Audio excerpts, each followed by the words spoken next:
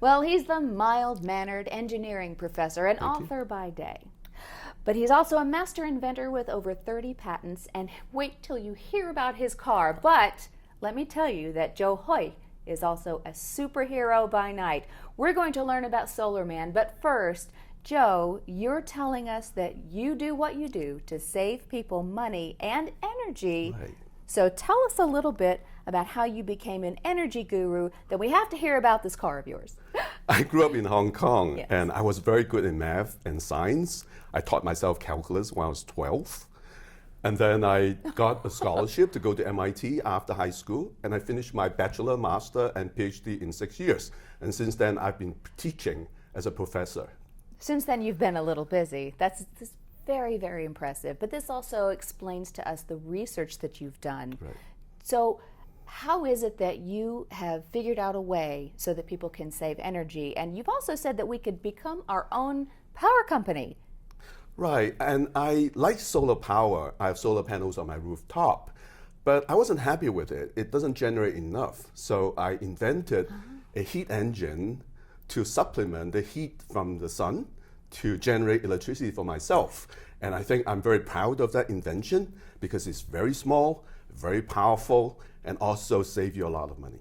Now, I know a little bit about the statistics on this turbine that you've created, and it generates significantly more power than the other engines we're using these days. Can you give us those numbers? Well, I think, for example, if you look at the first turbine that was invented by Hero of Alexandria 2,000 years ago, it is a toy. It gives you 1% efficiency. Well, he did well with what he had, you know. Right, So. but he didn't understand how gas Sure. works, right? And then we have James Watt did the steam engine about 200 years ago, and it's less than 10%. Now, these days, we also use engines from using the heat from the sun. What I did is double the current level to about 50% efficiency. So it would generate a lot more energy than solar panel does. It's really incredible. Yeah. And you've been working on a way to harness solar power, but there's been a little bit of controversy with the local power company. Can you tell us what Right. happened? Well, I have a lot of solar panel on my rooftop, and my power company one day say they want to impose a solar tax and also charge me a demand charge that practically would make my solar panel not worth it.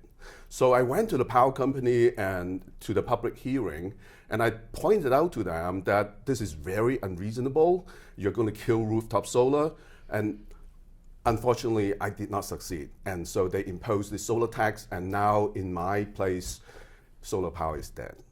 Well, and we should let viewers know you're in Arizona, so this is Right. a little bit more significant than it would be in other places. Correct. But what you're doing is very different than what anyone else is doing. Can you Yes. explain why and why ordinary people really should care? Right. You know, solar power only works during the daytime. At night, it doesn't work, right? If the sun doesn't shine, it doesn't work. So either you have to store the electricity that's generated, and battery is not very good these days.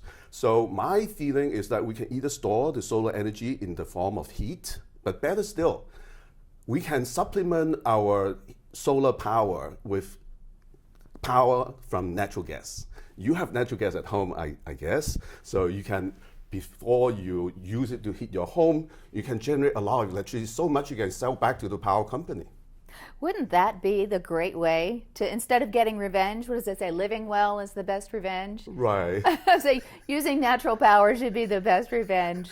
Yeah. But and ordinary people are going to be able to do this, you say, and really save money. So anything that would be any tax that would be levied that would try to make this obsolete. You really think we can get past that? Well, we can get past that. In Arizona, we can use the sun to provide heat to drive my turbine. It's a very small turbine, very efficient turbine, and it's very low cost, by the way. And so, here in cold Northeast, you can use your natural gas. It's everywhere.